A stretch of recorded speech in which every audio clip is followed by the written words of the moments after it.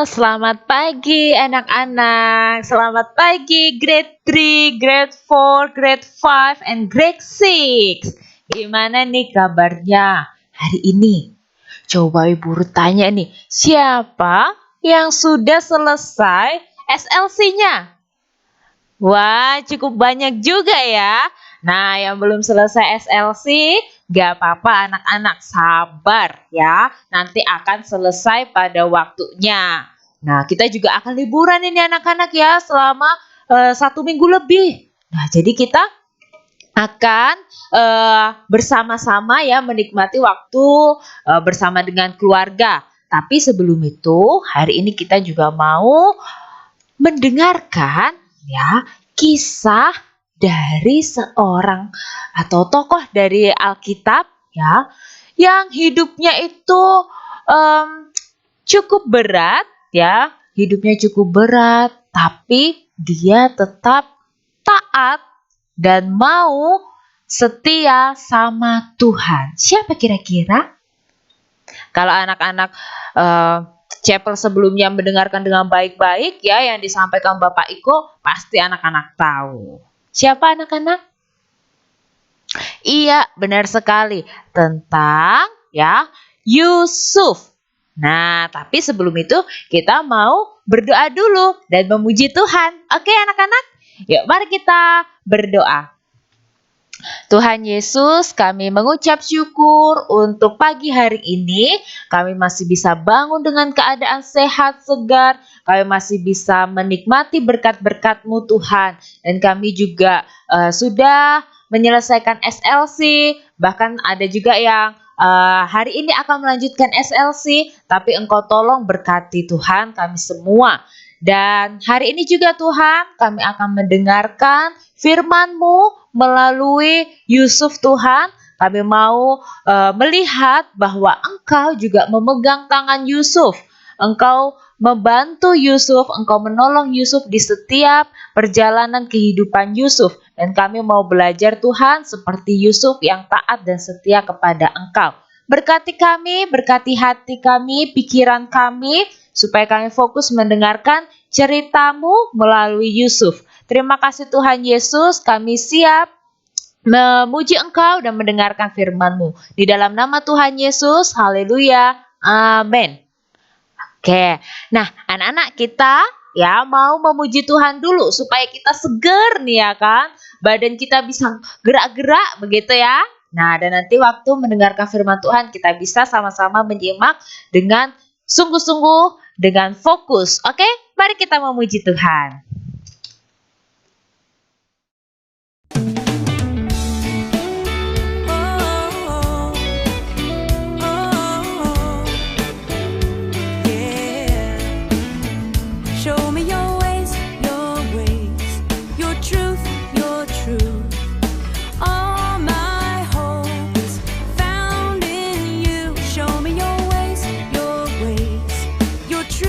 Your truth,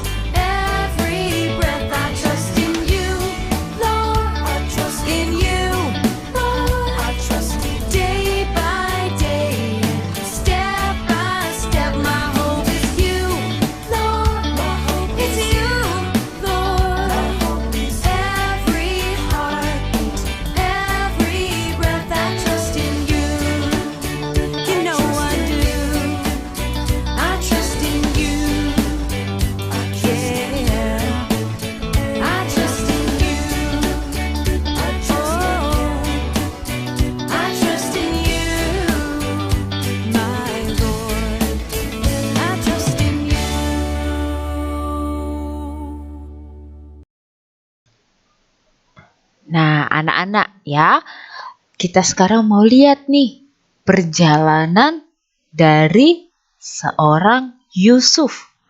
Nah, Yusuf ini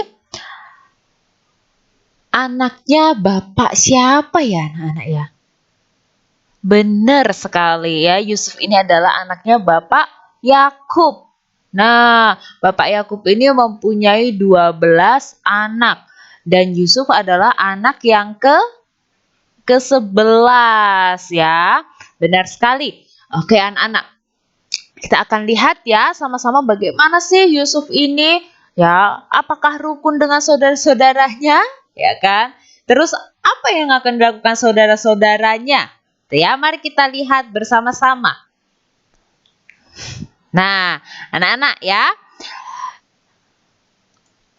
Ya, suatu hari ya kan, Bapak Yakub itu menyuruh Yusuf untuk melihat saudara-saudaranya ya waktu mengembalakan kambing domba. Nah, Yusuf disuruh nih pergi. Yusuf, coba kamu lihat saudara-saudaramu mengembalakan kambing domba. Kamu hampiri ya. Nah, akhirnya Yusuf taat ya anak-anak ya. Yusuf nurut sama bapaknya. Nah, tiba-tiba ya kan waktu Yusuf sudah sampai nih ke tempat saudara-saudaranya mengembalakan kambing domba di ladang, tiba-tiba saudara-saudaranya Yusuf itu marah, kesel sekali ya kan, sampai mengambil jubahnya yang indah. Jadi Yusuf itu punya jubah ya anak-anak yang diberikan Bapak Yakub, yang diberikan ayahnya. Jubahnya tuh indah, mewah ya kan, bagus, cantik ya kan. Nah, dirampas ya kan, diambil sama saudara-saudaranya. Nah, kemudian Yusuf diapakan anak-anak? Benar, Yusuf dilempar ke dalam sumur yang kering. Kenapa sih kok saudara-saudaranya sampai seperti itu sama Yusuf? Karena mereka nih iri anak-anak, ya kan? Ayah mereka, Bapak Yakub itu lebih sayang kepada Yusuf daripada saudara-saudaranya.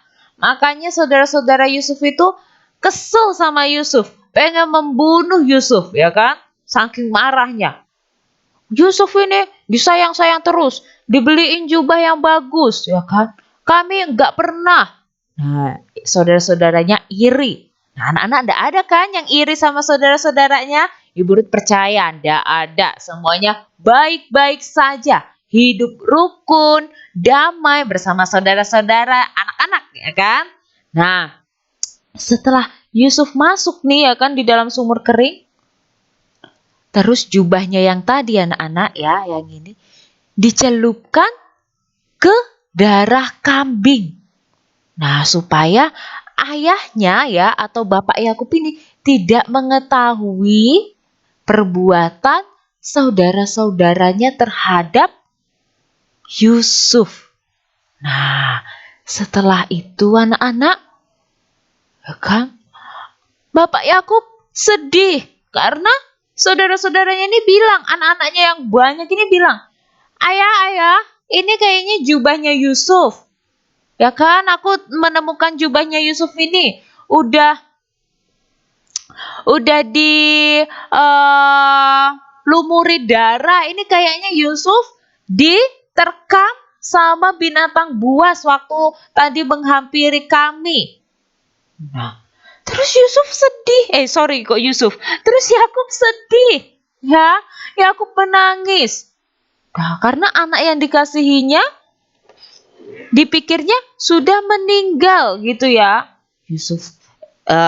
Yakub sedih seperti itu. Nah,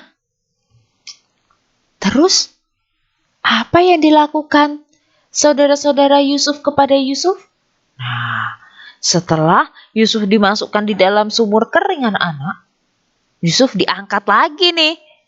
Tapi nggak dibawa pulang ke bapaknya, tidak dibawa pulang ke Yakub. Malahan dijual ke pedagang Midian sebagai budak. Nah, karena waktu itu pedagang Midian lagi lewat nih ya kan. Nah, terus dipanggil, bapak, sini mau ndak sama orang ini aku jual.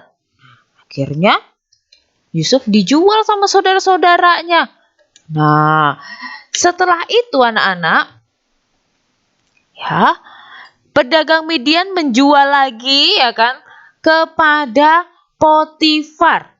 Nah, siapa itu Potifar anak-anak? Ada yang tahu siapa itu Potifar? Iya, Potifar itu adalah pengawalnya Raja Fir'aun. Raja Fir'aun itu siapa? Raja orang Mesir. Benar sekali.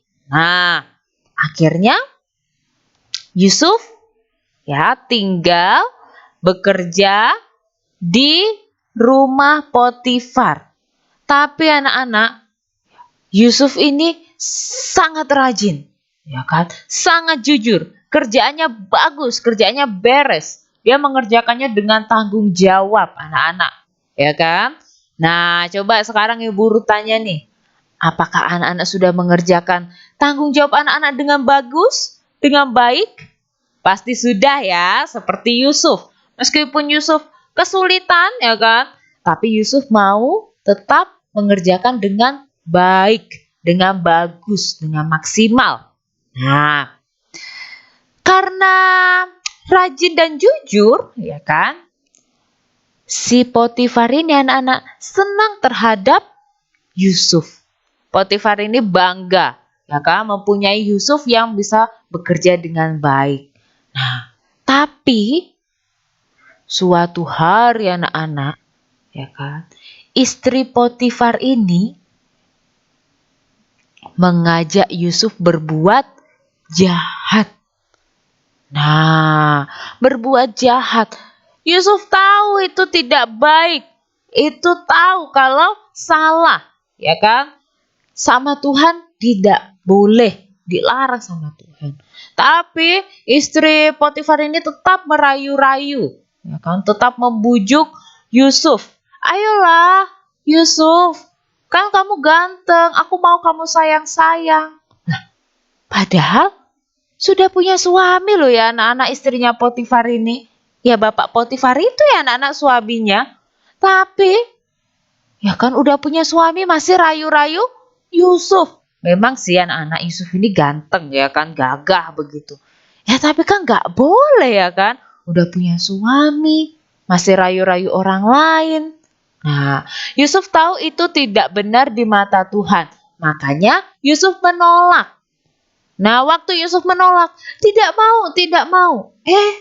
Jubahnya Yusuf ketarik sama istri Potifar.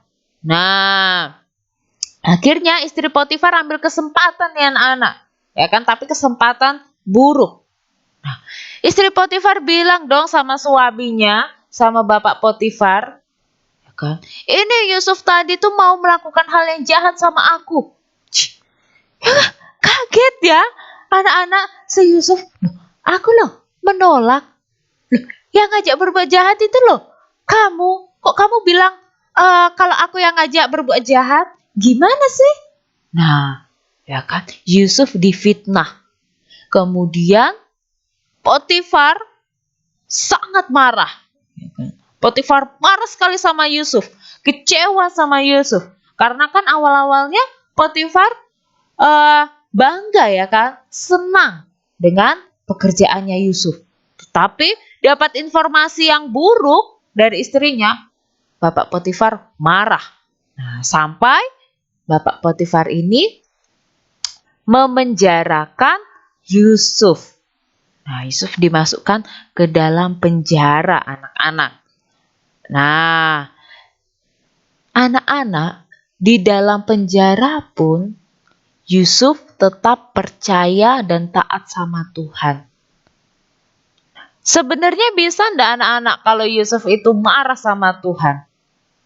Kesel sama Tuhan.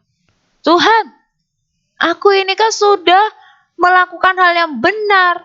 Aku kan tadi sudah menolak ajakan istrinya Potifar. Kenapa engkau enggak menolong aku, Tuhan? Kenapa justru engkau membiarkan aku masuk penjara? Gak tahu kapan keluar. Aku ini difitnah loh Tuhan. Bisa nggak anak-anak Yusuf seperti itu? Bisa aja, wajar-wajar aja ya kan? Tapi Yusuf tidak memilih marah kepada Tuhan. Dia justru memilih percaya dan taat setia sama Tuhan. Nah, ya kan? Setelah itu anak-anak, di dalam penjara, Yusuf bertemu dengan juru minum dan juru roti. Ya kan? Dan suatu ketika nih, juru minum bermimpi anak-anak. Nah, apa mimpinya? Nah, juru minum itu bermimpi melihat 3 tangkai anggur. Nah, kemudian memerasnya dan memberikan kepada Raja Fir'aun. Terus juru minum ini bingung, apa ya maksudnya? Kok aku bisa mimpi seperti itu? Akhirnya Yusuf ya kan menolong juru minum itu untuk mengartikan mimpinya. Nah, mimpinya itu ya kan bahwa dalam 3 hari juru minum itu akan bebas dan bisa kembali bekerja di istana. Nah, juru minum senang nih anak-anak, ya kan? Terus Yusuf berpesan sama juru minum begini, nanti kalau kamu udah keluar dari penjara, tolong ya sampaikan pesanku ini. Tolong kasih tahu ke Raja Fir'aun kalau aku nih sebenarnya gak berbuat salah. Aku nih sebenarnya difitnah. Dan kasih tahu ya kalau aku nih bisa ngertiin mimpi. Begitu. Nah, terus setelah itu ya kan, juru roti tadi juga mimpi lagi anak-anak ya. Ada mimpi juru roti itu. Mimpi bahwa membawa 3 bakul roti. Tetapi semua habis dimakan burung-burung. Terus juru roti ini tanya sama Yusuf. Yusuf, artinya mimpiku ini apa ya? Nah, artinya ya kan bahwa dalam 3 hari juru roti akan dihukum mati anak-anak. Wah, agak serem ya. Nah, tetapi ya kan, yang tadi siapa anak-anak yang dibebaskan dari penjara? Bener, juru minum itu lupa ya kan memberitahu pesan Yusuf kepada Raja Fir'aun. Udah ditolong ya anak-anak ya. Tetapi kok ya lupa sama kebaikan orang, gak ingat lagi. Nah, sedih ya si Yusuf ini. Nah, tetapi dalam kesulitan Yusuf pun, Yusuf tetap setia dan taat sama Tuhan. Nah, gitu anak-anak ya. Nah,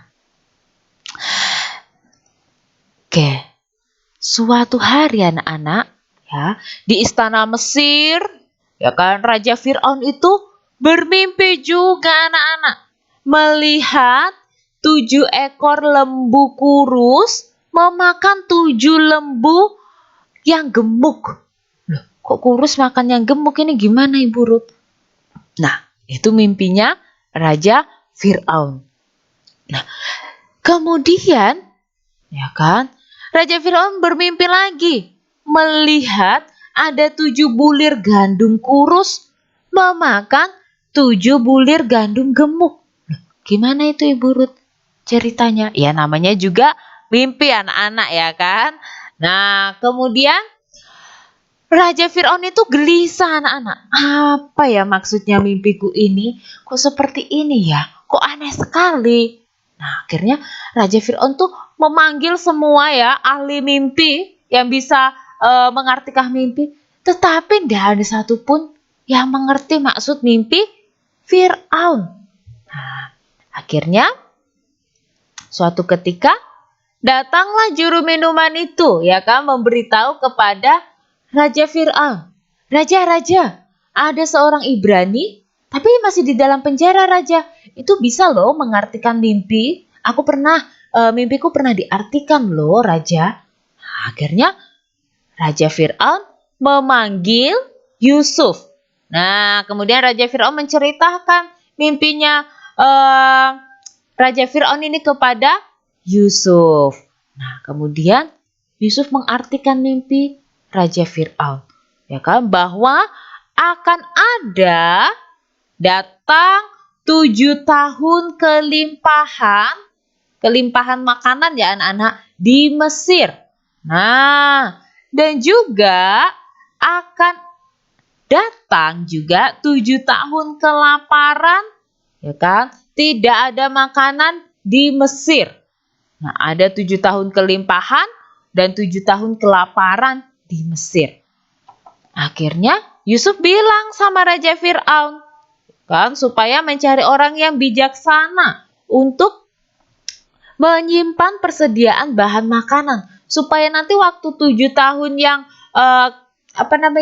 tadi kelaparan itu, ya kan, tidak ada makanan itu, kita bisa prepare, ya kan, kita masih bisa ada makanan. Nah, akhirnya Raja Fir'aun melihat Yusuf, ya kan, oh, si Yusuf ini orangnya bijaksana ya, dan dipenuhi oleh roh Allah.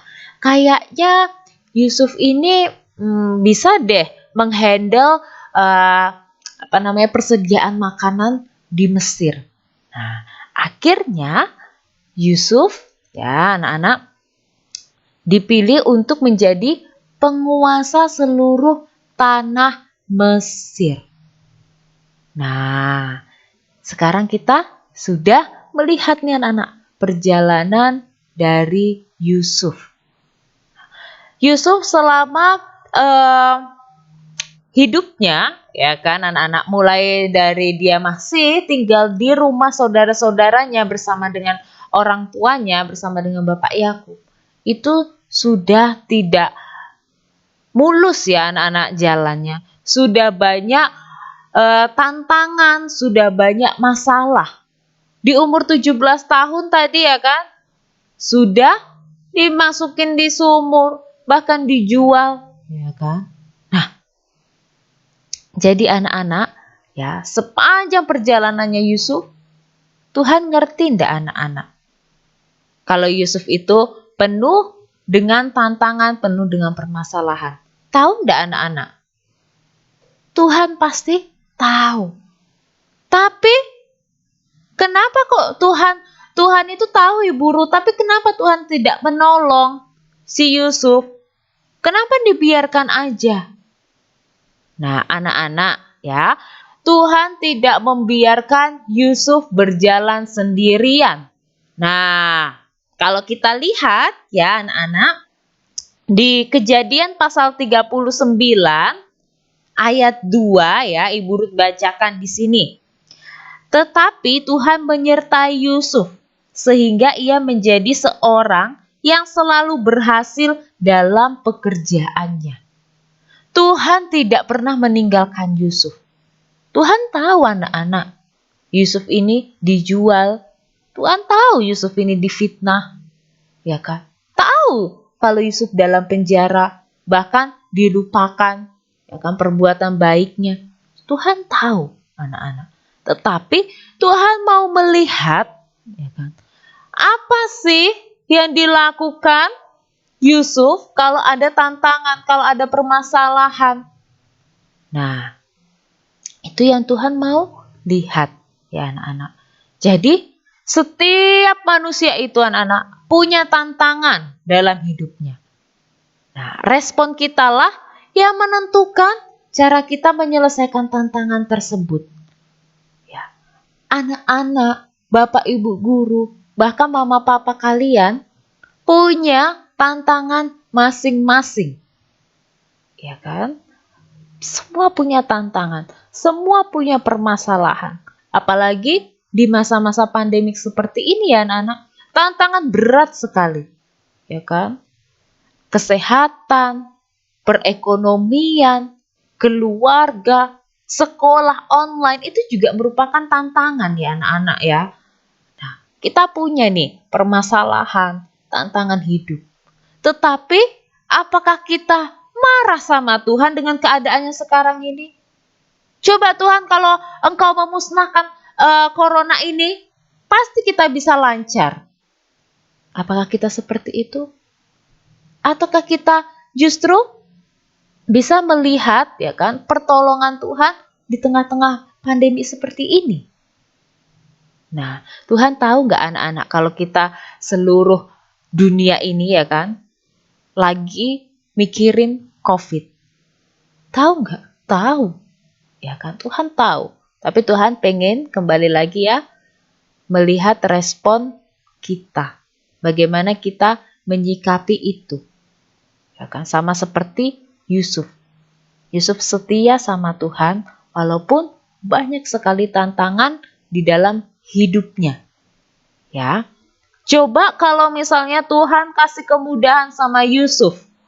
Tuhan langsung tolong terus Yusuf. Ya kan? Nah, ketika misalnya nih ya, anak-anak kita berandai-andai aja sebentar. Kalau misalnya Yusuf pada saat mau dimasukkan di dalam sumur, terus Tuhan tolong deh. Datang orang, ya kan lewat. Nah, terus saudara-saudaranya tidak memasukkan Yusuf di dalam sumur. Ataupun waktu mau dijual, ya kan? Terus tidak ada yang mau membeli Yusuf. Karena Tuhan menolong. Nah, coba kalau seperti itu. Apakah Yusuf ya kan bisa menjadi penguasa atas Mesir? Tidak. Karena Yusuf tidak melewati tantangan-tantangan yang ada. Ya kan? Yusuf tidak bisa menjadi raja, tidak bisa menjadi penguasa atas Mesir. Ya kan? Nah, tetapi Tuhan izinkan itu terjadi. Tuhan mau melihat ya kan bagaimana respon Yusuf. Dan Tuhan juga menolong. Tuhan tidak membiarkan Yusuf berjalan sendirian, anak-anak. Ya.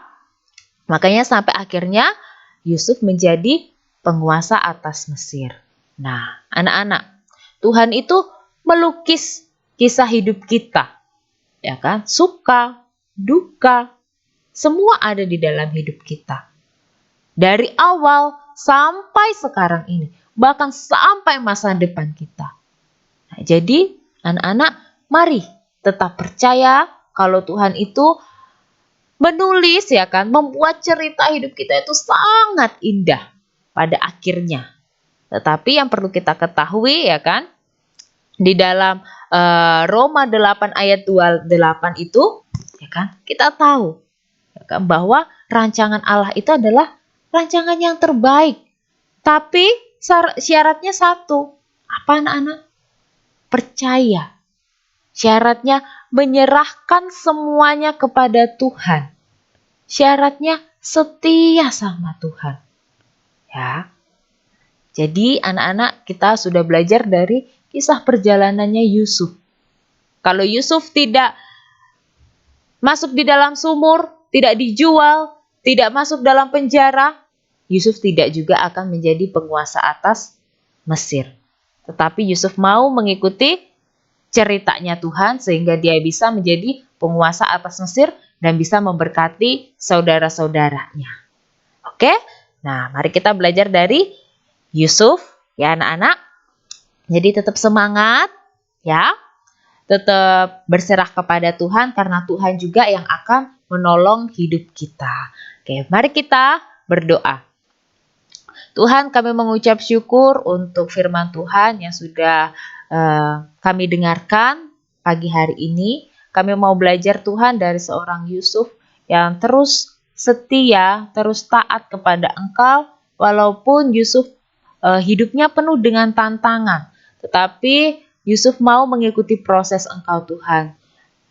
Begitu juga dengan kami, tolong ajari kami Tuhan untuk mau mengikuti proses Engkau. Melihat bahwa semua ini adalah kisah yang Engkau ceritakan, yang Engkau buat, yang Engkau lukis di dalam hidup kami. Sehingga kami bisa terus bersukacita dan mengandalkan Engkau Tuhan di dalam setiap hal yang terjadi dalam hidup kami. Terima kasih Tuhan Yesus, kami juga bersyukur untuk SLC yang sudah berlangsung ataupun yang akan kami lakukan sebentar lagi. Biarlah Engkau yang terus memberkati kami Tuhan, sehingga kami bisa merayakan bisa menikmati SLC ini, dan nanti kami bisa juga menikmati waktu liburan kami bersama dengan keluarga dengan penuh sukacita. Terima kasih Tuhan Yesus.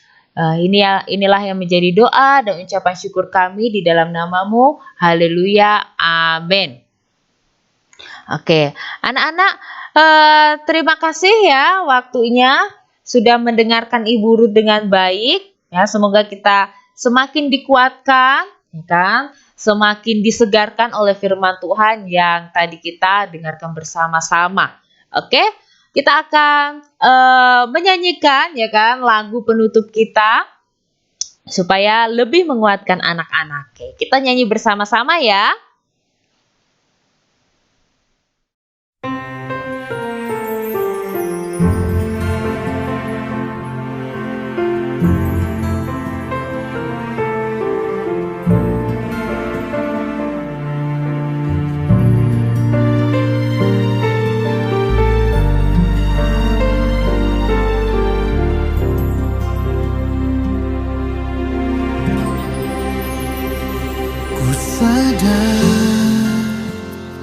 Tak semua dapat aku miliki di dalam hidupku, hatiku percaya rancanganmu bagiku adalah yang terbaik. Walau ku tak dapat melihat semua rencana-Mu, Tuhan, namun hatiku tetap memandang padamu. Kau tuntun langkahku. Walau ku tak dapat berharap atas kenyataan hidupku, namun hatiku tetap memandang padamu. Kau ada untukku. Walau ku tak dapat melihat semua rencana-Mu, Tuhan, namun hatiku tetap memandang padamu. Kau tuntun langkahku. Walau ku tak dapat berharap atas kenyataan hidupku, namun hatiku tetap memandang padamu.